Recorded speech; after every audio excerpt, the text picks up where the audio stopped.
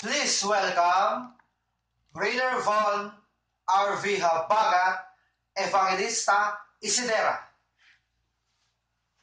Yo. Good morning, good afternoon, or good evening to all of you. Before anything else, I want to read first my Honey Lucille, a very happy 11th anniversary to us. Long live, I love you so much. God bless. It goes like this.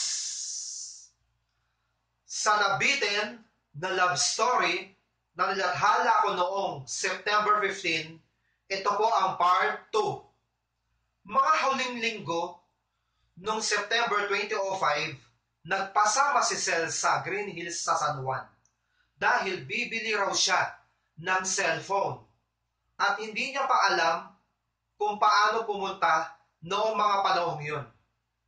Ika ko sa aking sarili, may gusto rin sa akin to. Nagpapasama eh. Alam na. Noong mga panahong yun, hindi pa kami gaano magkakilala, nagkakailangan pa kami. Hindi kami araw-araw magka-text. Dahil hindi pa uso ang only text-to-all network nung mga panahong yun. Globe siya at ako naman smart simula sa pool. October 21, 2005, sa ganap ng alas 11:45, magka-text kami. Kamustahan ba? Parang siya ang naunang mag-text eh. Mga nasa 5 minuto na lang ay biglang tinanong ko sa kanya na kung manliligaw ba ako sa iyo, sasagutin mo ako? Tugon niya, aba, manligaw ka muna bago kita sagutin. Hanggang sa nakuha ko sa pagpiga. Nakuha ko ang matamis niyang oo. Mismong araw na yon. Pagtingin ko sa orasan ay alas 12 impunto na sa makatuwid 22 na ng Oktubre 2005. Nung mga panahon yun, parang laro-laro lang eh. Siyempre, mga bata pa, hindi pa masyadong seryosohan. Walang naganap na ligawan eh. Alam nyo na. Kaka 22 anyos ko pa lang nun. Siya, 21 naman. Pasensya ka na, Han. Ibubulgar ko na to sa buong mundo. Alam nyo ba, ilang buwan pa lang kami, saka ko nalaman, hindi lang ako ang kanyang boyfriend nung mga panahong yun. At wala pa silang formal breakup ng kanyang ex. Hindi ko na po babanggitin. Baka magkagulo pa eh. Ang nakakamangha dito mga kababayan, ako ang pinili niya. Ako ang pinili niya. Kung tutuusin, wala akong binatbat sa mga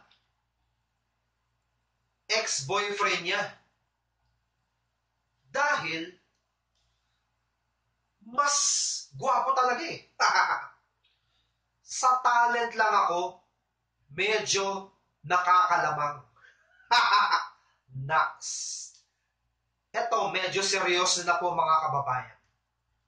Han, maraming salamat sa lahat ng ginawa, ginagawa, at gagawin mo palang alang-alang sa akin. Pagpasensyahan mo na minsan, hindi mo na kinakayanan kapag umaatake ang baltek ko. Mahal na mahal kita. Higit pa sa iniisip mo. Alam mo yan. Alam ng lahat kung gaano kita kamahal. Ikaw lang ang lahat sa akin. Wala nang ibang babae sa buhay ko, kundi ikaw lang. Siyempre, maliban sa aking ina. Ikaw lang ang babae, rather, girlfriend or soon-to-be wife of mine. Yung iba, hindi naniniwala sa forever. Ako, naniniwala. Dahil ikaw ang forever ko. Alam ko naniniwala ka rin dyan. God bless us. Happy 11th anniversary again, honey. My name is RV Habagat, also known as RV Banda ng Moonwalk and Boy Trivia. Respect the works of others. Cheers!